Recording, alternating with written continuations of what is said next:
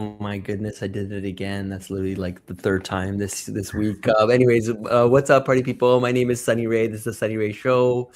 Today I'm gonna be with Dave Anderson. This is gonna be our second conversation together. I'm gonna put a link into our previous conversation. He's got a super interesting story and company where he's building for car mechanics. Is that correct, Dave? Like that's essentially the high SaaS level, product right? for auto dealerships. A SaaS product. Yeah. And there's AI there. And so anyways, but his story and the whole interview was a lot of fun. So thanks, Dave, for coming back. But Yeah, today, I thanks, guess we honey. wanted, yeah, man, thanks for coming back. I was going to say that today we wanted to take a little bit of a, I guess, a different twist, right? Like you had shared something with me at the top of our previous call, which we wanted to address kind of in a more direct way and give it its own space, and something that, I think a lot of people probably, sorry about that, it's probably go through, but they don't talk about as much, which is entrepreneurship and health.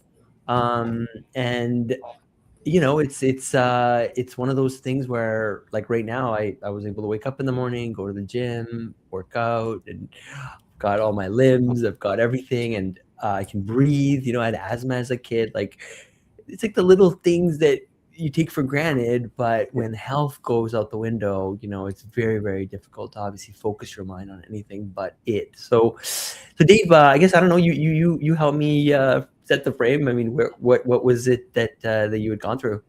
Yeah, no, thanks, Sonny. I appreciate you inviting me back to tell a little bit about my story here, and hopefully, others, find it interesting or give them some, perspective on things. So, back in December of 2022, I was coming off a pretty high moment in the company, and we had just signed up like two new key customers. I got a round of seed funding from our customers. That was like the most money that we had raised, and that was really going to help us, take get a step change, growth in the company. So everything was like, riding really, I was ending the year in a high note, and I was coming back from my last business trip where I was like, we closed it, one of those big customers.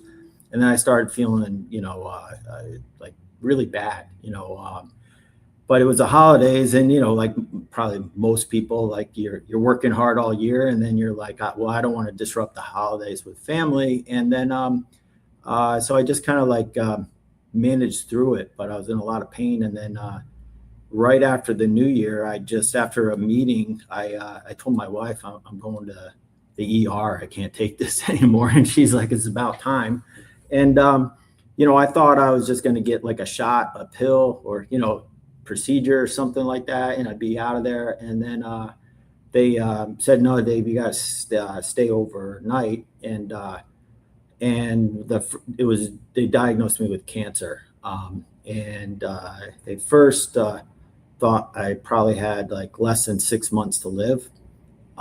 So I kind of sat there with that, moment for a few days in the hospital while they ran more tests.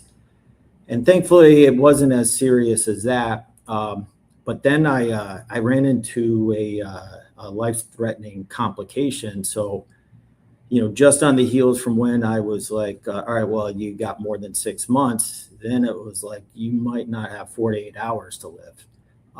And I lived a couple of days where at the end, they were checking me every 30 minutes to see if I was still alive.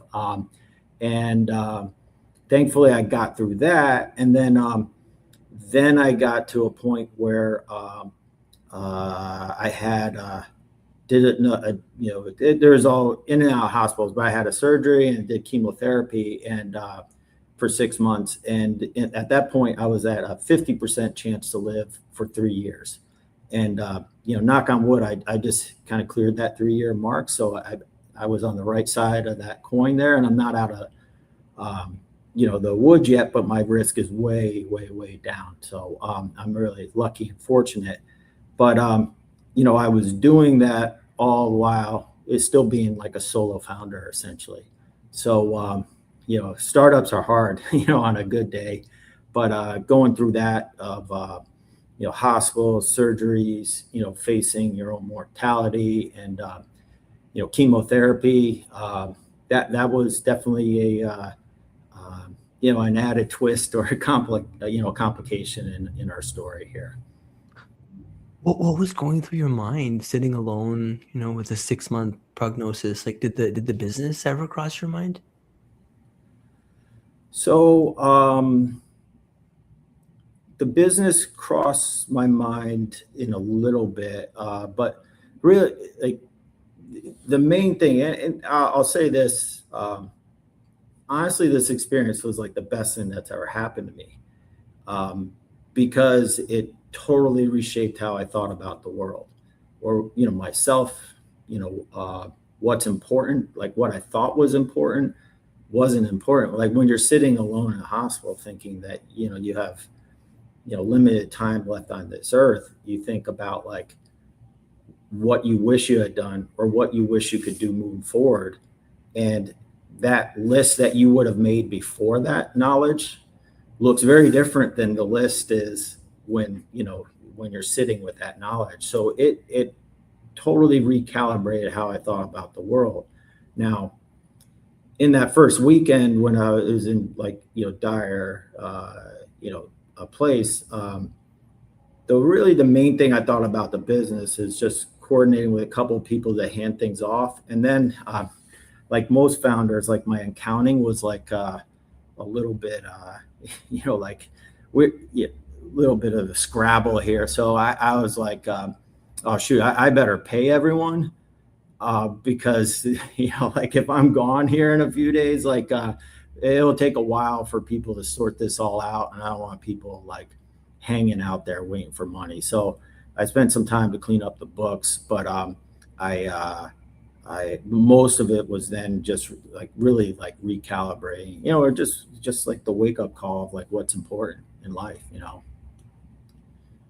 And how did you tell your team and investors, like, or did you, or like, how did you deal with, that whole interaction?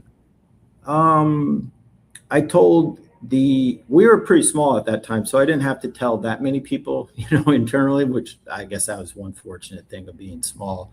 But yeah, I just let them know what was going on, and then you know, making sure that they could, they were as good a place as possible to kind of keep, I was thinking day by day, right? Like, are you good for today? Right. And then, we'll solve tomorrow, right? So I was just trying to make sure that, they had what they need to kind of just keep things going well enough. And I was really fortunate. Like I had amazing people on the team, who were just, dove right in on it.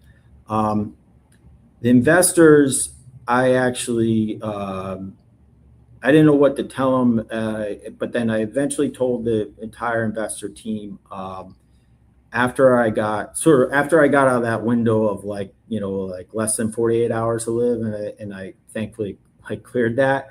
Then I got out of the hospital, for like a week before I had to go back in, and in that week I communicated to everyone. I just felt like it was. I owed it to everyone to be transparent about the situation, and just told them what I knew and what lay ahead and what we're going to do to try to keep driving the company forward with this in mind. So who was running Evenflow while you were in and out of surgery for 6 months? Oh, that was me though. You were still running it throughout that whole experience. Yeah. Like I got a lot of memories of being like getting chemo infusion, and I was running support tickets because I was like customer support. So like I'm getting, I was just sitting in the chair getting chemotherapy and just handling support tickets. So You said that you didn't want to like disrupt the holidays. Like, do you find that founders ignore their bodies more than most people? yeah, I think like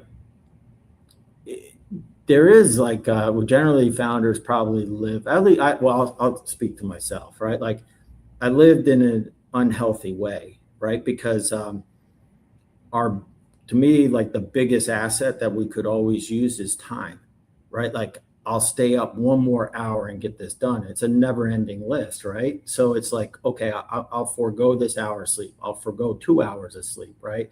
I won't exercise, right? I'm just going to grab this thing for food because I can get it in 2 minutes rather than sitting down and like eating something more proper, right? So you're always making, at least for me, it was like making trade-offs on my health, right? Like, because I was like, that'll get me 15 more minutes or that'll get me an hour. And then I can knock one more thing off the list, right? But it's, at least for me, it was like, it was short-sighted, right? Like you're trading off your future for some near-term, like, to-do list or milestone, right? And I was going to ask you another thing is what changed about how you led or like, I guess, prioritize after coming out of the other side? I think it's a lot of like perspective of being a different level, maybe like um, patience or understanding of others. I think it's also trying to always, and I struggle with this. I still every day, and I always kick myself when I fail on it. But it's like gratitude, um, and on any given day, I could find three things that I think are horrible and stew on it, right? But I can also find three things that I should be grateful for, and like just feel really lucky that that happened. And so, where do you spend your mental energy? In a positive frame or like a negative frame, and I think the other thing is that really impacted me quite a bit is just a fundamental lesson of like what you can control and what you cannot control, right? And if you fight things you cannot control, you're like pushing water up, upstream. Like you will lose that battle every time. Save your energy off of it. And in like the most concrete way, like everyone has different experiences with chemotherapy. I would say fundamentally it is it's titrated poison, and you feel awful. Everyone feels awful, right? Like so there's no one who had like good chemo, right? Like I think everyone really struggles with it.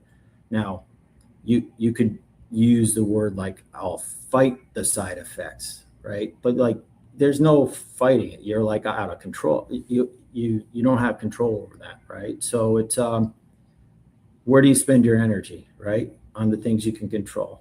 And I think that was a huge lesson for me, because I think before I was probably churning energy on things that I couldn't control, and it was just a waste, right? And it's waste of mind, body, and energy, and then focus on the things that you can. Yeah, that really resonates. You called the diagnosis the best thing that ever happened to you. What are you grateful for now that you never noticed before?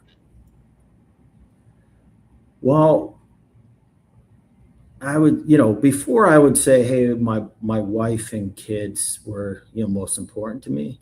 Um, but maybe I didn't behave in that way, right? I didn't, put them first and foremost. And what I'm most grateful for is like, I still say the same thing, but it's like, my behavior or actions or what it means to me is different, and my relationships with them is different.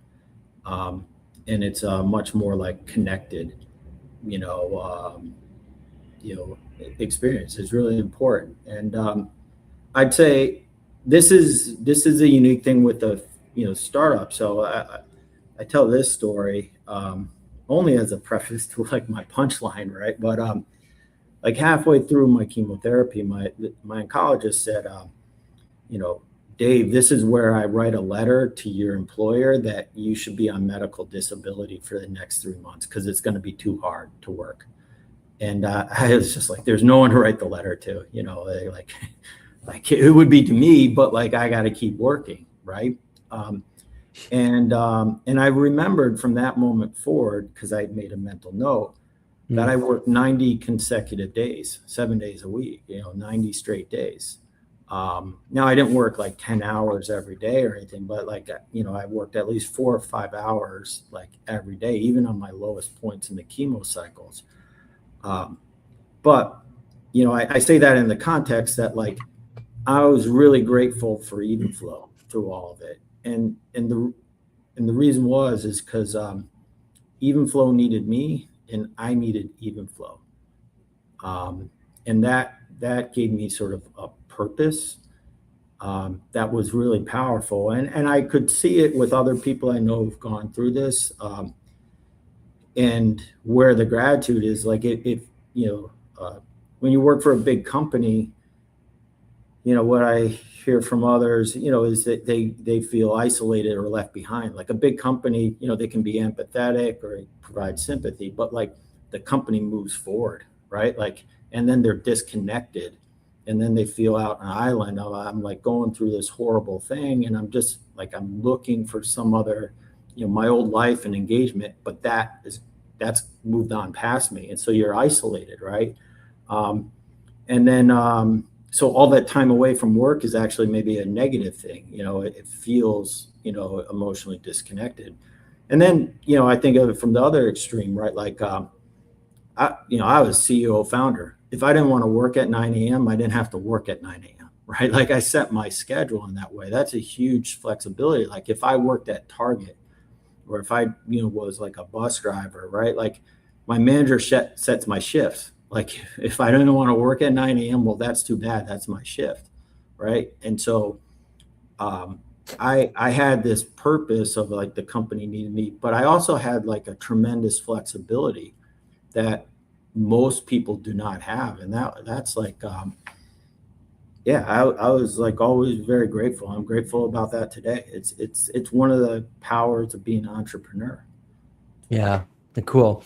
Well, I love that. I guess we, close it on a good note there, right? So I love that, man. Purpose, entrepreneurship. Dave, man, I'd love to have you back on any day. I really, I love your story, love everything you're building, and let's stay in touch and let's chat next week again. I'm going to bring this stream to an end. If that's okay. All right, good deal. All right, thanks. All right, cool. Cheers.